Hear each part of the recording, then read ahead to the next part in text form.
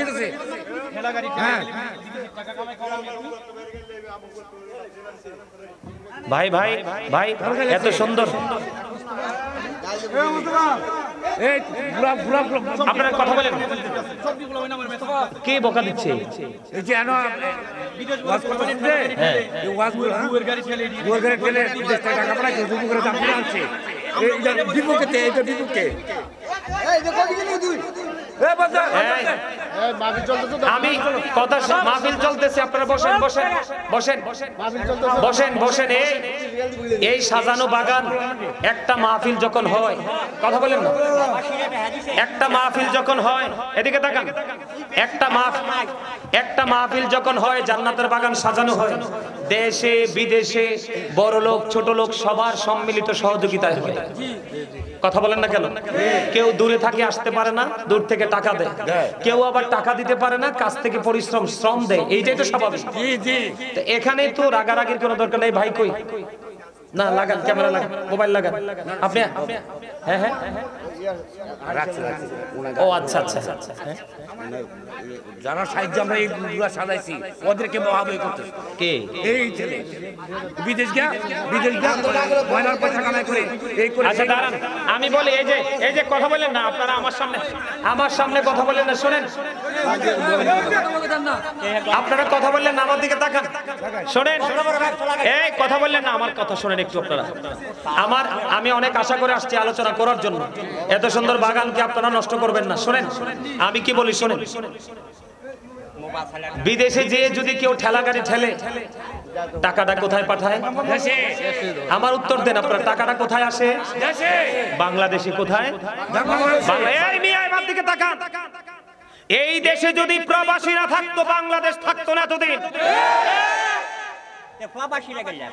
আপনি যত বড় স্কলার হন না কেন যত বড় এডুকেটেড পারসন হন না কেন আপনি প্রবাসীদেরকে হৃদয় দিয়ে ভালোবাসবেন বাংলাদেশের মসজিদগুলো প্রবাসীর টাকায় হয় বাংলাদেশের মাদ্রাসাগুলো প্রবাসীর টাকায় হয় আমি গাজী সুলাইমানের মাদ্রাসা আছে অনেকগুলো এতিম বাচ্চা আমি লালন পালন করি মাদ্রাসায় পড়াই আমার হাতে টাকাগুলো দেই ম্যাক্সিমাম টাকা আমার ভক্তরা বিদেশ থেকে পাঠায় আপনি ঘরে ঘরে দেখেন প্রবাসীরা এই দেশে যেই পরিমাণ চোর আছে এই বাংলাদেশে যেই পরিমাণ চোর আছে প্রবাসীরা যদি অর্থনৈতিকভাবে আপনাকে আমাকে সাপোর্ট না দিত তাহলে বাংলাদেশের প্রত্যেকটা ঘর বিপদে পড়তো আপনি প্রবাসীদের কি বকাঝকা করবেন কেন আমি একজনকে মিন করে বলছি না কখনোই প্রবাসীদেরকে ছোট করে দেখবেন না তারা দেশে আসলে তাদেরকে আদর দিবেন ভালোবাসবেন আমি গাজী সুলাইমান শুধু বাংলাদেশ না দেশের বাইরে অনেকগুলো রাষ্ট্র ঘুরেছি আমি দেখেছি প্রবাসীরা যে কত কষ্ট করে বাংলাদেশে টাকা পাঠায় এই মিয়া আমার দিকে তাকান প্রবাসীরা যদি টাকা পাঠায় আমার দিকে তাকান এটার নাম কি নয়াকান্দি কি কান্দি নয়াকান্দি এই আমার বাড়ি কোথায় কুমিল্লা না আপনারা কোথায় নয়াকান্দি কুমিল্লাই কিন্তু নয়াকান্দি আপনার নয়াকান্দিতে যদি কোনো 10টা ছেলে বিদেশ থেকে টাকা পাঠায় আমি গর্বিত আমি আনন্দিত কারণ যেই রেমিটেন্সটা আসছে এটা শুধু যে টাকা পাঠাচ্ছে এটা টান না গোটা বাংলাদেশের সম্পদ কথা বলেন না কেন আরো জোরে বলেন এই মেয়ে আমার দিকে তাকান প্রবাসীদের মন কত ভালো থাকে জানেন বলে হুজুর গ্রামের মানুষের এলাকার মানুষের মন খারাপ থাকে না কেন এলাকার কথা বললেন না কথা বললেন না এটা শেষ আমি শেষ করে দিচ্ছি রাখেন এটা রাখেন এটা শেষ আমার দিকে তাকান আমি কি বলি একটা एग्जांपल দেই আমার গ্রামে 32 বছরের পুরনো একটা আপনার মসজিদ আছে খেয়াল করেন কত বছর 32 বছরের পুরনো মসজিদ আছে আশেপাশে অনেক বড় বড় বিল্ডিং হয়েছে বুঝছেন আচ্ছা আপনাকে কি কিছু বলছি আমি আপনি আমার সামনে যদি কাউকে মিন করে আপনারা এইখান থেকে হোক ওখান থেকে কথা বলেন আমাকে অপমান করা হয় মানলে মানার মতো আমার কথাটাকে একটু শুনবেন আপনারা শোনেন আপনি বসেন পরে যাইয়েন আপনি এখানে বসেন পরে যাইয়েন আপনি এখানে বসেন আপনাকে কেউ কিছু বলবে না এই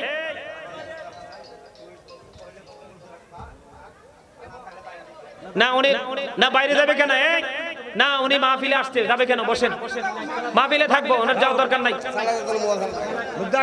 আরে ভাই আপনারা তো বুঝতেছেন না আমার দিকে তাকান এই প্রবাসীদের বলে দেশে যারা থাকে তাদের মনটা ভালো থাকে না কেন? তাদের মনটা ভালো না থাকার কয়েকটা কারণ আছে। এর মধ্যে প্রথম কারণ কি জানেন? আমাদের বাংলাদেশে আমাদের যুবকরা যখন প্রাপ্ত বয়স্ক হয়, চাকরি করার সময় হয়, লেখাপড়া শেষ করে ফেলে, তারা চাকরি পায় না। তারা কি পায় না? চাকরি পায় না। এই মিয়া, আপনার বাড়ি কই? নয়াকান্দি। আপনি যদি আমারে ফালাই আপনি যান না? আপনি যদি এখান থেকে আমারে ফালাইয়া যান না? আমি বলি আপনি যদি আমারে ফালাই এখান থেকে যান না, আমি জবানটা দিয়ে বলি আপনার বিপদ হবে। আর আমার সামনে এখানে থাকবেন, সবার মধ্যে একটা বন্ধন আমার তৈরি হবে। আমি বন্ধন তৈরি করে এখান থেকে যাব। আপনার কিসের তো তার? আপনি আমার চেয়ে বেশি পেরেশানিতে আছেন। এনে বসেন। এই যুবক ভাইরা, তোমরা কি আমার আলোচনা শুনতে আসছো? সবাই আসছো? তাহলে আমারে ভালোবাসো? তাইলে তোমাদের কাছে আমার হাত জোর করে অনুরোধ, তোমরা যদি বসার জায়গা থেকে সবাই বসো, আমি বেশি খুশি হব। কোনটা দামি? কথা কয় না কেন? আসলে কি হুজুরে চাইতে হইছে? আসলে তো হুজুরের কলজার মধ্যে আল্লাহ আল্লাহ নবীর প্রেমের কথা আছে, ওইটা শুনতে আইছে। হুজুরে ভালোবাসবো কিন্তু নবীর প্রেম না থাকলে। কথা বললেন না কেন? আমার দিকে তাকান বন্ধুরে আমার, আমি কি বলতে চাই খেয়াল করেন। সুদ এমন একটা জঘন্য জিনিস, সুদ বন্ধু এমন একটা নষ্ট জিনিস। আমার দিকে তাকান বন্ধু, বুখারী শরীফের মধ্যে আসছে হাদিস খানা। আমার আপনার প্রাণের নবী জানিয়ে দিয়েছেন বন্ধু, আমার নবীজি জানিয়ে দিয়েছেন, কেউ যদি 10টি টাকা দিয়ে একটি জামা বানায় রে, কয় টাকা? 10টি টাকা দিয়ে কেউ যদি বন্ধু একটি জামা বানায়, এর মধ্যে বন্ধু 9 টাকা আছে হালাল, পবিত্র। খেয়াল করেন বিষয়টা কত সেনসিটিভ বিষয়। 9 টাকা আছে হালাল রে, আর 1টি টাকা বন্ধু সুদের হোক, ঘুষের হোক, চুরির হোক, ডাকাতির হোক, ঠেক দেওয়ার হোক, যেই কোনো হোক, হারাম টাকা। 9টা টাকা হালাল, 1টা টাকা বন্ধু হারাম। আমার নবীজি জানিয়ে দিয়েছে উম্মত, এই জামাটা পরে যদি তুমি সারা জীবন যদি তুমি নামাজ পড়ো রে, ওই নামাজ আল্লাহর দরবারে কবুল হবে না। জোরে জোরে কন্যা নাউজুবিল্লাহ। হাদিস শরীফের মধ্যে এসেছে বন্ধু, আল্লাহ রাসূল বলেছেন, লা তুকবালু সালাতুন বিগাইরি তুহুর ওয়ালা সাদাকাতুম মিন গুলুল। বন্ধুরে আমার, পবিত্রতা ছাড়া নামাজ কবুল হয় না। আপনার অঙ্গে নামাজকে নামাজ হিসাবে আল্লাহর দরবারে পৌঁছাতে হলে আমার দিকে তাকান, আপনার পোশাক লাগবে পবিত্র, আপনার দেহ লাগবে পবিত্র, আপনার জবান লাগবে পবিত্র, আপনার অন্তর কলব লাগবে পবিত্র। এই 4টাকে যদি আপনি পবিত্র করতে পারেন, তাহলে আপনার নামাজ আল্লাহর দরবারে কবুল হবে, অন্যথায় নামাজ আল্লাহর দরবারে বন্ধ কবুল হবে না। আমার দিকে তাকান, নামাজ কত বড় পাওয়ারফুল জিনিস আপনি আমার দিকে খেয়াল করেন। আল্লাহ রাব্বুল আলামিন পবিত্র কালামে হাকিমে সূরা আনকাবুতের মধ্যে বলে দিয়েছেন, ইন্নাস সালাতা তানহা আনিল ফাহশাই ওয়াল মুনকার। নামাজ মানুষকে খারাপ কাজ থেকে বাঁচায় রাখে।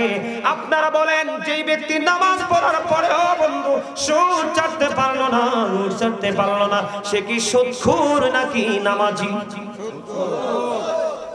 বুঝেন নাই কথা? কারণ দেহ আছে এখানে, মন আছে ওখানে। এই ওয়াজনে লাভ নাই। এক লাইন শুনবেন, আরেক লাইন মাঝখান দিয়ে চলে যাবে, এই ওয়াজ শুনে জোড়া দিতে পারবেন না। কি বুঝেন নাই আপনার? আর্থিকও কাজ করবে না। আপনাকে আমি বুঝাইতে চাচ্ছি গঠনমূলক ভাবে, ডান বামে একটু যাচ্ছি যেন আপনি এটা কত নিকৃষ্ট এটা বুঝতে পারেন। আমি ডাইরেক্ট ওয়াজ করতে পারি, কিন্তু আপনাকে ডান, আপনারা সাধারণ মানুষ আলেমরা বুঝবে আমার কথা, আপনি বুঝবেন না। আপনার জন্য আমাকে ডাইন বাম যেতে হবে, প্রাসঙ্গিক আলোচনা টেনে আনতে হবে। খেয়াল করছেন কথা? এখন যে সুদ খায় তার মুখ নাফাক, যে সুদ খায় তার পুরো বডি নাফাক। ওই যে বলেছি তওবা, জিনা করার পরে সন্তান ধারণ করার পরে প্রসব করার পরেও ক্ষমা পেয়ে গেল। ওইদিকে নবীজি বলে দিয়েছেন বন্ধু চোখের পানি পালানোর পরে তার জাহান্নামের আগুন হারাম হয়ে গেল। এই নবীজির যেই নবীজি দুইটা হাদিস বলেছে, ওই সুদের হাদিসটা ওই নবী বলেছে। নবীজি বলেছে তুমি যদি তওবা করে ক্ষমা পেতে চাও তোমাকে অনেক কিছু করতে হবে, এর মধ্যে জীবনে তুমি কোনোদিন এই পাপটার করবে না সেই ওয়াদা করতে হবে। তুমি সুদের মাধ্যমে, ঘুষের মাধ্যমে, চুরির মাধ্যমে, ডাকাতির মাধ্যমে, চিন্তার মাধ্যমে যে অর্থ উপার্জন করেছো ওইগুলো আবার যার কাছ থেকে তুমি নিয়েছো তাকে আবার রিটার্ন ফেরত দিতে হবে। বলে হুজুর আমি তো খেয়ে ফেলেছি। তুমি টাকা দিবে হাতে, খেয়াল করবেন আপনি যদি ক্ষমা পাইতে চান অর্থ দিয়ে দিতে হবে বন্ধ হাতে। কিন্তু সুদ খাইয়া খাইয়া বডি তো মোটা বানাই ফেলছেন। কি বানাই ফেলছেন? খেয়াল করেন, হাসির ওয়াজ না বন্ধ, হাসার জন্য বলি না, এটা দেহ কিন্তু মোটা হয়ে গেছে। হারাম যারা খায় তাদের শরীর কিন্তু মোটা হয়ে যায়। কি হয়ে যায়? শরীর মোটা হয়ে যায়। এখন আপনি মনে মনে ভাববেন হুজুর আমি আমার এই সব টাকা রিটার্ন করে দিব গো, কিন্তু এতদিন যে সুদের টাকাগুলো খাইলাম শরীরটা তো মোটা হয়ে গেল। আমার নবীজি বলে দিয়েছে উম্মত তোমার টেনশন করো না, সত্যিকারের মুমিন হয়ে যদি কবরে আসতে চাও তাহলে আজকে থেকে তুমি রিয়াজত শুরু করো। হুজুর কেমন করে করব? আমার নবীজি জানিয়ে দিয়েছে তোমার তওবাটা সেই দিন কবুল হবে, তোমার ডাক আমার আল্লাহ সেই দিন শুনবে রে। ও বন্ধু সেই দিন তোমার ডাক আমার আল্লাহ শুনবে। নারী হোক বা পুরুষ হোক, বৃদ্ধ হোক বা বৃদ্ধ হোক, যুবক হোক বা যুবতী হোক, যেই হোক না কেন, তোমাকে যত স্মার্ট ভাষা ইন্টারেস্ট বলুক, তোমাকে যতই বন্ধু বেনিফিশিয়ারি করতে চান, তোমাকে যতই বলুক মুনাফা, কিন্তু আদতে শব্দের নাম হলো বন্ধু সুদ। কথা বলেন না কেন? সুদখোর দিয়ে কখনো কোনো বরকত হয় না, সুদখোর দিয়ে কখনো কোনো বন্ধু কল্যাণ হয় না, কারণ সে নিজেই তো নাফাক। সে নিজেই কি? সে নিজেই নাফাক। আমি আপনাকে বলি বন্ধু আজকে নাকি মাহফিলটা যুবকরা করছে। কারা? আপনাদের এলাকার একটা ছেলে আসেনি কামরুল, আসেনি কামরুল? আসার সময় গাড়িতে এখানে এসছে, অনেকক্ষণ কথা বলছি আমার সাথে। বিদেশে আছে, ঠিক না? হুজুর আমি আপনার পাগল ভক্ত, প্রাণ খুলে ওয়াজ করবেন, কোনো টেনশন নাই। কয় আপনার আরো পাগল আছে, আপনি ওখানে গেলে পাবেন গো। আমি আসি তো দেখলাম পাগলের মেলা, পাগল না হইলে জমে না প্রেমের খেলা। কথা বলেন না কেন? এই প্রাণ বন্ধু পৃথিবীর সাথে হবে না, পৃথিবীতে থেকে এই প্রেমের ডুরি লাগাইতে হবে মাওলার সাথে। আমার দিকে তাকান বন্ধু, আমি বলতে চেয়েছিলাম আবারও বলছি বন্ধু, এক ফোঁটা চোখের পানি ফালাইলে নবী বলছে জাহান্নামের আগুন হারাম। আরেকদিকে নবীজি আপনি বলেন বন্ধু জিনা করলে আপনি খারাপ বলবেন না। না বন্ধু, সুদের 69টা স্তম্ভ, এর মধ্যে বন্ধু সর্বশেষ যেটা আমি যদি বলি, যেই ব্যক্তি বন্ধু সুদের মাধ্যমে 1 টাকা খাইলো, কয় টাকা? সুদের মাধ্যমে যে ব্যক্তি 1 টাকা খাইলো রে, সে যেন তার মাকে বিবাহ করে 36 বার যেন মায়ের সাথে জিনা করলো। জোরে জোরে করুন না নাউজুবিল্লাহ। নাউজুবিল্লাহ মন মতো হয় নাই। নাউজুবিল্লাহ মানে আপনি অন্যায় অপরাধ থেকে, জঘন্যতা থেকে আল্লাহর কাছে বাঁচার জন্য দরখাস্ত দিলেন। তো আপনি কি বাঁচতে চান না? আপনি কি চান না বাঁচতে? নাউজুবিল্লাহ তো ছোট কেন? আরো জোরে বলেন নাউজুবিল্লাহ। যুবকদের মুরব্বীরা চুপ থাকেন, যুবকরা বলো তোমরা আমারে দাওয়াত দিয়ে আনছো, তোমরা জোরে বলো নাউজুবিল্লাহ। আরো জোরে নাউজুবিল্লাহ। আমি যুবকদেরকে বলছি, কামরুল আমাকে যেভাবে ইনফর্ম করছে, তোমরা সত্যি আমাকে ভালোবেসেছো বলে আমি আসতে পেরেছি। অন্যান্য মাহফিল রাখলে যাওয়ার সময় 1000টা চিন্তা আসে, যাবো কি যাবো না, কিন্তু আজকে একবারও মনে আসে নাই যে যাবো না। যুবক আমি তোমাদেরকে বলি, খুশি করার জন্য কথা বলার মানুষ গাজী সুলাইমান না। গাজী সুলাইমান রিয়েল, ফেক না। তোমরা অনলাইন ঘাটে দেখবো, আমি একটা ওয়ার্ড আমি ভুল হতে পারে, ভুল হওয়াটা স্বাভাবিক, ভুলের ঊর্ধ্বে কেউ নয়। কিন্তু যুবক তোমাদেরকে আমি বলি, আজকের আলোচনা থেকে যদি একটা মানুষ হেদায়েত হয়, তোমরা সবাই কাল হাসরের ময়দানে বেনিফিশিয়ারি হবে। তোমাদের হাসর হবে কার সাথে জানো? তোমরা গানের আসর বসাইতে পারতা, তোমরা রঙ্গমঞ্চ করতে পারতা, যাত্রার আসর করতে পারতা। এখন কিছু অসভ্য লোক আছে সমাজে, অবৈধ সুদ ঘুষকে টাকাওয়ালা হয়েছে, গানের আসর বসায়। কথা বলে না কেন? তোমাদেরকে বলি যুবক, আমার কথা নয়, নবীজি জানিয়ে দিয়েছে যুবক, পরে সময় চলে যাবে, বলতে পারবো না যুবক আমি তোমাদেরকে হৃদয় ভরা ভালোবাসা এবং চিরজীবন আমি তোমাদের জন্য দোয়া করব, কারণ তোমাদের জন্য দোয়া করা আমার নবীর নির্দেশ হয়ে গেছে। বুঝেন নাই? কেন বলি সুদের জায়গাটা এই গোস্ত গোস্ত মোটা তাজা গোস্ত মনে রাখেন। কোন গোস্ত? মোটা তাজা গোস্ত থেকে তারপর আবার সামনে যাবো, যাবেন না আমার সঙ্গে? নাকি রাগ হইবেন? হ্যাঁ, আমার দিকে তাকান যুবক, আমার দিকে তাকাও। এই পৃথিবী থেকে বর্তমানে সূর্যটা 9,13,00,000 মাইল দূরে। পৃথিবী থেকে সূর্যটা 9,13,00,000 মাইল দূরে। সূর্যের আলো পৃথিবীতে আসতে সময় লাগে মাত্র 8 মিনিট 20 সেকেন্ড। প্রতি সেকেন্ডে 1,86,000 মাইল বেগে ছুটে আসে পৃথিবীর দিকে। এটা দৃশ্য নূরের গতি। অদৃশ্য নূরের গতি আরো পাওয়ারফুল, আরো দ্রুত। এই জায়গায় আসার কারণ, আজকে আমরা অনেক আবরণ ভেদ করে সূর্য আসে, আমরা তাপ সহ্য করতে পারি না। যুবক রে, কাল হাসরের ময়দানে সোয়া হাত উপরে থাকবে ডাইরেক্ট সূর্যটা। এত জঘন্য হবে তাপ, সইতে পারবে না মানুষ, কান্নাকাটি করবে, চিৎকার করবে, হাহাকার করবে, কেউ শুনবে না সেদিন তার ডাক রে। কেউ বন্ধু সেদিন তার ডাকে সাড়া দিবে না, ঘেমে যাবে পুরো বডি। ও বন্ধু, ঘামের মধ্যে ডুবে যাবে মানুষগুলো, দুর্গন্ধময় হয়ে যাবে পরিবেশ। কে হবে রে সেদিন তোমার বন্ধু? কে শুনবে তোমার ডাক? কে দিবে তোমার ডাকে সাড়া? কে দিবে তোমাকে আশ্রয়? তোমার মালিক ছাড়া আর কেউ নাই রে। ও বন্ধু, আমি তোমাদেরকে বলি, ওই কঠিন বিপদের দিনে, ওই কঠিন ভয়ঙ্কর দিনে আল্লাহ জানিয়ে দিয়েছে, বান্দা সাবধান হয়ে আসো, লা ইয়ামুতু, সেখানে আর মরতে পারবা না। ওরে যুবক, খেয়াল করে শোনো, হৃদয় উজাড় করে শোনো রে। আমার আল্লাহ বলেছেন, লা ইয়ামুতু, people will not die that day, সেদিন মানুষ মরতে পারবে না। আল্লাহ বলেছেন, ফিহা ওয়ালা ইয়াহইয়া, people will not be able to live that day, সেদিন যুবক মানুষ বাঁচতেও পারবে না। আল্লাহ বলেছেন, ওমা হুম মানহাবি গায়বিন, people will not be able to escape that day. আল্লাহ বলেছে, বান্দা সেদিন মানুষগুলো সেখান থেকে পালাইতেও পারবে না। জোরে জোরে করুন আল্লাহু আকবার।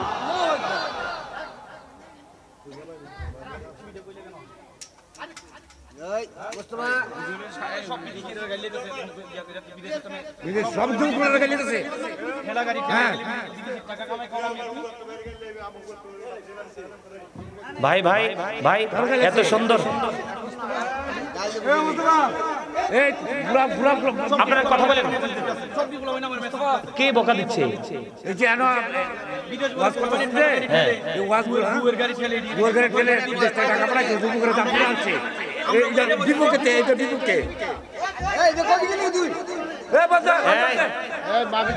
আমি কথা, মাহফিল চলতেছে, আপনারা বসেন বসেন বসেন বসেন বসেন। এই সাজানো বাগান, একটা মাহফিল যখন হয়, কথা বলেন না, একটা মাহফিল যখন হয়, এদিকে তাকান, একটা মাহফিল যখন হয়, জান্নাতের বাগান সাজানো হয়, দেশে বিদেশে বড় লোক ছোট লোক সবার সম্মিলিত সহযোগিতায় হয়। কথা বলেন না কেন? কেউ দূরে থাকে, আসতে পারে না, দূর থেকে টাকা দেয়। কেউ আবার টাকা দিতে পারে না, কাছ থেকে শ্রম দেয়। এইটাই তো স্বাভাবিক। এখানে তো রাগারাগির কোনো দরকার নেই। ভাই কই না, লাগান ক্যামেরা, লাগান মোবাইল, লাগান আপনি। হ্যাঁ হ্যাঁ, ও আচ্ছা আচ্ছা আচ্ছা। যারা সাহায্য আমরা এই সাজাইছি, ওদেরকে মহাবই করতে কে? এই ছেলে বিদেশ গিয়া ময়নার পয়সা কামাই করে এই করে। আচ্ছা দাঁড়ান, আমি বলি, এই যে কথা বলেন না আপনারা, আমার সামনে কথা বলেন না, শোনেন, আপনারা কথা বললেন না, আমার দিকে তাকান, শোনেন, এই কথা বললেন না, আমার কথা শোনেন একটু আপনারা। আমি অনেক আশা করে আসছি আলোচনা করার জন্য, এত সুন্দর বাগানকে আপনারা নষ্ট করবেন না। শোনেন আমি কি বলি, শোনেন, বিদেশে যেয়ে যদি কেউ ঠেলা গাড়ি ঠেলে, টাকাটা কোথায় পাঠায়? আমার উত্তর দেন আপনারা, টাকাটা কোথায় আসে? বাংলাদেশে। কোথায়? এই দেশে যদি প্রবাসীরা থাকতো, বাংলাদেশ থাকতো না এতদিন। আপনি যত বড় স্কলার হন না কেন, যত বড় এডুকেটেড পারসন হন না কেন, আপনি প্রবাসীদেরকে হৃদয় দিয়ে ভালোবাসবেন। বাংলাদেশের মসজিদগুলো প্রবাসীর টাকায় হয়, বাংলাদেশের মাদ্রাসাগুলো প্রবাসীর টাকায় হয়। আমি গাজী সুলাইমানের মাদ্রাসা আছে অনেকগুলো এতিম বাচ্চা আমি লালন পালন করি, মাদ্রাসায় পড়াই, আমার হাতে টাকাগুলো দেই, ম্যাক্সিমাম টাকা আমার ভক্তরা বিদেশ থেকে পাঠায়। আপনি ঘরে ঘরে দেখেন প্রবাসীরা, এই দেশে যেই পরিমাণ চোর আছে, এই বাংলাদেশে যেই পরিমাণ চোর আছে, প্রবাসীরা যদি অর্থনৈতিকভাবে আপনাকে আমাকে সাপোর্ট না দিত তাহলে বাংলাদেশের প্রত্যেকটা ঘর বিপদে পড়ত। আপনি প্রবাসীদের কি বকাঝকা করবেন কেন? আমি একজনকে মিন করে বলছি না, কখনোই প্রবাসীদেরকে ছোট করে দেখবেন না। তারা দেশে আসলে তাদেরকে আদর দিবেন, ভালোবাসবেন। আমি গাজী সুলাইমান শুধু বাংলাদেশ না, দেশের বাহিরে অনেকগুলো রাষ্ট্র ঘুরেছি, আমি অনেকগুলো রাষ্ট্র ঘুরেছি, আমি দেখেছি প্রবাসীরা যে কত কষ্ট করে বাংলাদেশে টাকা পাঠায়। এই মিয়া আমার দিকে তাকান, প্রবাসীরা যদি টাকা পাঠায় আমার দিকে তাকান, এটার নাম কি? নয়াকান্দি। কি কান্দি? নয়াকান্দি। এই আমার বাড়ি কোথায়? কুমিল্লা না? আপনারা কোথায়? নয়াকান্দি। কুমিল্লাই, কিন্তু নয়াকান্দি। আমার আপনার নয়াকান্দিতে যদি কোনো 10টা ছেলে বিদেশ থেকে টাকা পাঠায় আমি গর্বিত, আমি আনন্দিত। কারণ যেই রেমিটেন্সটা আসছে এটা শুধু যে টাকা পাঠায় সেটা টান না, গোটা বাংলাদেশের সম্পদ। কথা বলেন না কেন? আরো জোরে বলেন। এই মেয়ে আমার দিকে তাকান, প্রবাসীদের মন কত ভালো থাকে জানেন? বলে হুজুর গ্রামের মানুষের, এলাকার মানুষের মন খারাপ থাকে না কেন?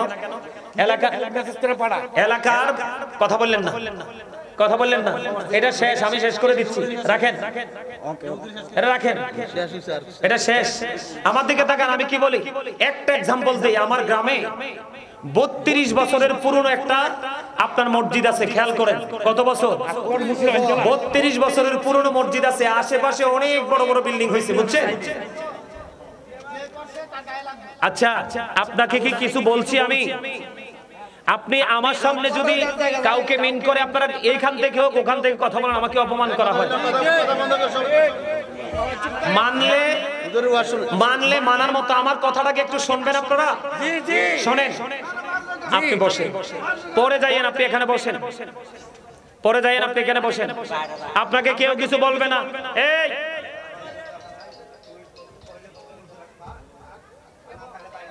না উনি না বাইরে যাবে কেন? এই না উনি মাহফিলে আসছে, যাবে কেন? বসেন, মাহফিলে থাকবো, ওনার যাওয়ার দরকার নাই। আরে ভাই আপনারা তো বুঝতেছেন না, আমার দিকে তাকান। এই প্রবাসীদের বলে দেশে যারা থাকে তাদের মনটা ভালো থাকে না কেন? তাদের মনটা ভালো না থাকার কয়েকটা কারণ আছে। এর মধ্যে প্রথম কারণ কি জানেন? আমাদের বাংলাদেশে আমাদের যুবকরা যখন প্রাপ্ত বয়স্ক হয়, চাকরি করার সময় হয়, লেখাপড়া শেষ করে ফেলে, তারা চাকরি পায় না। তারা কি পায় না? চাকরি পায় না। এই এই মিয়া আপনার বাড়ি কই? নয়াকান্দি। আপনি যদি আমারে ফালাই আপনি যান না, আপনি যদি এখান থেকে আমারে ফালাইয়া যান না, আমি বলি আপনি যদি আমারে ফালাই এখান থেকে যান না, আমি জবানটা দিয়ে বলি আপনার বিপদ হবে। আর আমার সামনে এখানে থাকবেন, সবার মধ্যে একটা বন্ধন আমার তৈরি হবে। আমি বন্ধন তৈরি করে এখান থেকে যাব। আপনার কিসের তো তার? আপনি আমার চেয়ে বেশি পেরেশানিতে আছেন। এনে বসেন। এই যুবক ভাইরা, তোমরা কি আমার আলোচনা শুনতে আসছো? সবাই সবাই আসছো? তাহলে আমারে ভালোবাসো? তাইলে তোমাদের কাছে আমার হাত জোর করে অনুরোধ, তোমরা যদি বসার জায়গা থেকে সবাই বসো, আমি বেশি খুশি হব। তোমরা জায়গা এখানে আছে, তোমরা সবাই বসো, আমি অনেক বেশি খুশি হব। এই যে আমার ভাইয়েরা তোমরা পিছনে আছো, তোমরাও বসো। আমি একটু কথাটা বলি, এই যে ভাই তোমরা যারা দাঁড়িয়ে আছো তোমরাও ভিতরে এসে বসো, সবাই আসো। আমি একটু বলি, আমার দিকে তাকান, আমি বাস্তব নিয়ে কথা বলি। আল্লাহ রাসূল বলেছেন বাস্তবতাকে অস্বীকার করতে নেই। আপনারা সবাই এই আমার এই হাতের ডান দিকের কর্নারটা ভাই বসো, সবাই বসো, সবাই বসো ভাই প্লিজ। তোমরা কেউ, আমার কাছে এত ভালো লাগতেছে আপনাদের উপস্থিতি দেখে এবং মনোযোগ দেখে। প্রথমে মন খারাপ ছিল, আমার মনটা একবার ভালো হয়ে গেছে। আলহামদুলিল্লাহ বলেন না কেন? এই যে ছেলেটা আলহামদুলিল্লাহ বলছে না, তে মনে হয় আমারও অনলাইনে অনেক বেশি ফলো করে, বুঝছেন? তে আমি যখন দুরুদ জিকির দৌড়ছি, এই যে তালে তালে দুরুদ আর জিকির যে শুরু থেকে এই পর্যন্ত তার এই ধারাটা আছে, আল্লাহ তাকে কবুল করেন। এক জোরে কোন আমিন। আমার পরে শাহজাহান বিপ্লবী সাহেব আসবে, তোমরা বসো। আমি একটু কথা বলি।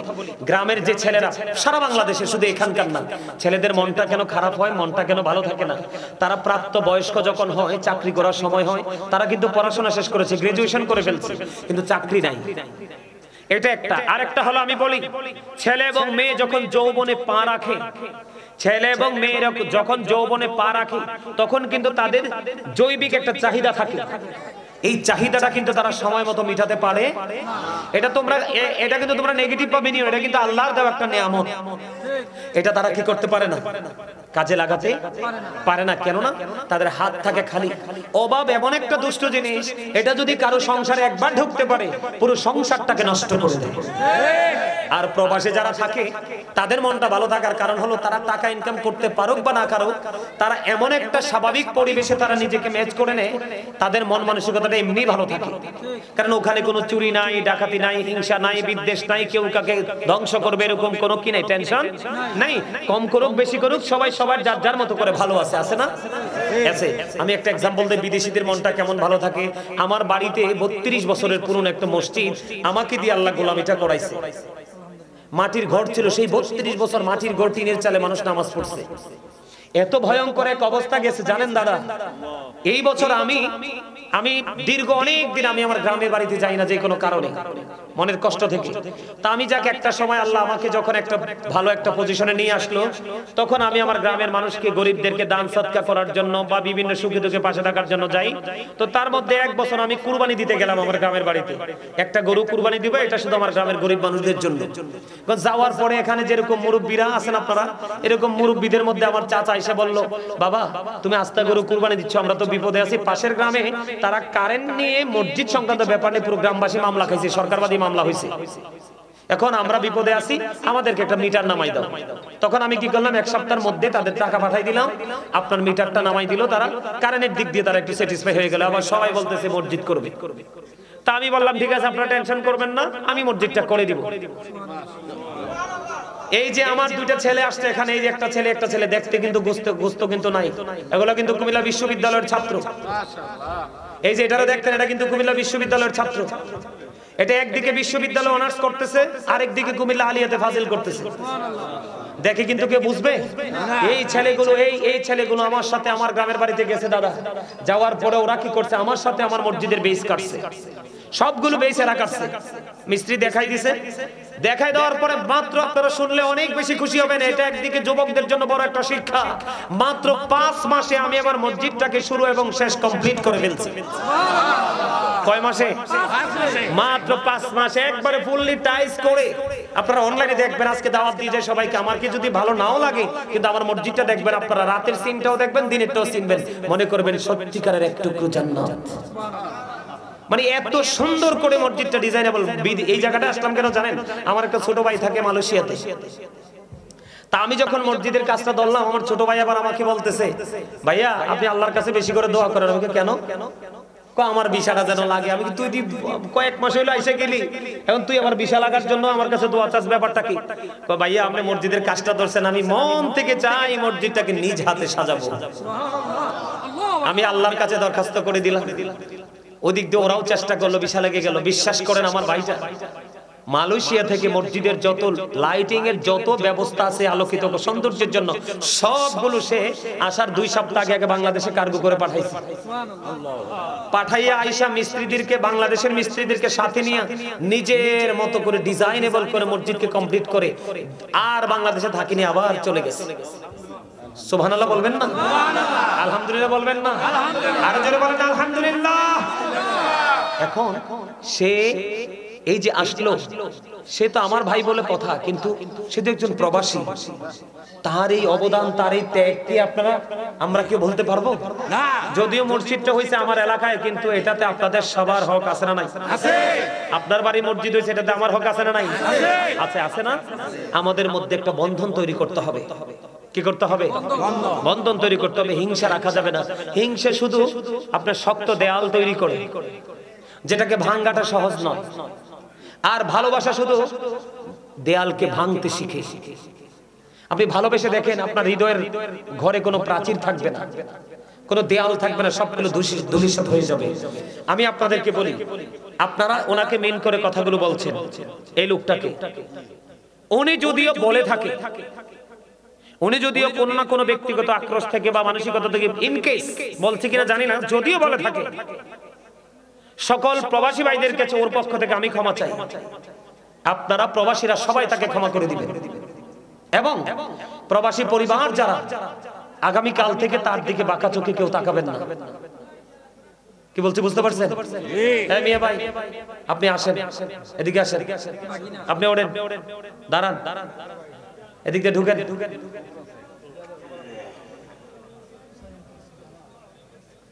আপনি ওনার আঞ্জা করে ধরেন, শক্ত করে ধরেন। এই কথা নাই, আমার সামনে কোনো কথা নাই, ধরেন ধরেন, মোনাকা করেন। এই মারহাবা, থ্যাংক ইউ ভেরি মাচ। সবচেয়ে বেশি প্রবাসী নয়গাঁদিতে এমন কোন ঘর বাদ নাই। আমাদের ছনের ঘর ছিল 4 নম্বর জায়গাতে। আস্তে, আর এই জায়গাতে বিল্ডিং আস্তে, এই প্রবাসীর কারণে আস্তে, শেষ। আপনারা বলেন আমি যদি সরি বলি আর এর উপরে সরি আছে না? আপনারা কি আমার সরি বলাতে খুশি না? সবাই খুশি? আমি কিন্তু আমার পক্ষ থেকে তার পক্ষ থেকে চাইছি, আমার ওই ভাইটাকে আরো বেশি ভালো লাগলো। এই যে ওরে নামটা কি? মুস্তফা। আমার এই মুস্তফার নামে একটা নাচ গাইলে কেমনি? আলা হযরতের গাওয়া গাইবো। সুবসে আলা সুবসে আওলা ওয়ালা হামারা নবী সুবসে বালা ওয়ালা। আরে রাগ হয়ে গেছে জন লাগে। নামটা মুস্তাফা আমার নবীর নামের সাথে মিল আছে না নাই? আছে না নাই? এটা আলা হযরতের লেখা। আলহামদুলিল্লাহ বলেন। দেখছেন এর আচরণ, দেখছেন নামের সাথে তার চরিত্রের কি মিল? আলহামদুলিল্লাহ বলেন, আরো জোরে বলেন, আর একটু মহব্বতে। সবার কাছে ভালো লাগছে না? আরো জোরে বলেন, ভালো লাগছে তো? আলহামদুলিল্লাহ বলেন। আর কোন দ্বন্দ্ব আছে? আপনার নয়াকান্দির প্রবাসীরা শুধু ঢাকাও যদি যাইয়া কোনো প্রবাসীকে দেখেন, তাকে আঞ্জা করে ওদের একটা চুমু খাবেন। আমি যখন সৌদি আরব ভ্রমণ করেছি, কত সালে নারী? 2021 আমি মক্কা মদিনা পুরো আরব দেশটা ভ্রমণ করেছি। বিভিন্ন দর্শনীয় স্থান আমি বিচরণ করেছি। বিশ্বাস করেন, সেই সৌদি আরবে যাওয়ার পরে প্রবাসীদের প্রতি শ্রদ্ধা, ভালোবাসা আমার হৃদয় থেকে এত বেশি বেড়েছে যেটা কল্পনা করতে পারবেন না। তাদের মতো কষ্ট, তাদের মতো যন্ত্রণা, তাদের মতো ত্যাগী প্রবাসীরা ভোগ করতে জানে না, ত্যাগ করতে জানে। আপনি এই আমার দিকে তাকান, হাসবেন না বিয়া ভাই, এদিকে তাকান। প্রবাসীদের সবচেয়ে বড় ত্যাগ হলো বিবিকে ছেড়ে চলে যায়। তার জীবনের বড় একটা সম্পদ ভালোবাসা থেকে সেই দূরে চলে যায়। আরেকটা ভালোবাসা, সন্তানকে বুকে নিতে পারে না, আদর করতে পারে না, শুধুমাত্র এই বাংলাদেশের অর্থনৈতিক চাকাকে ঘোরানোর জন্য। বিশ্বাস করেন, আপনারা হয়তো কিভাবে নেন জানি না, এই দেশে যদি প্রবাসীরা না থাকতো বাংলাদেশ অনেক আগেই মারা যেত। কারণ এই দেশে যারাই একটু ভালো পজিশনে যায় এরাই চোর। কথা কন না কেন?